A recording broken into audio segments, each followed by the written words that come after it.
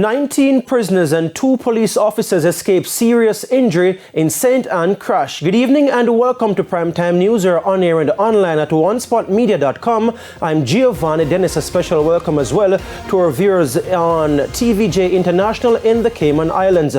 Also this evening, teen dies in another bike crash, this time in St. Elizabeth.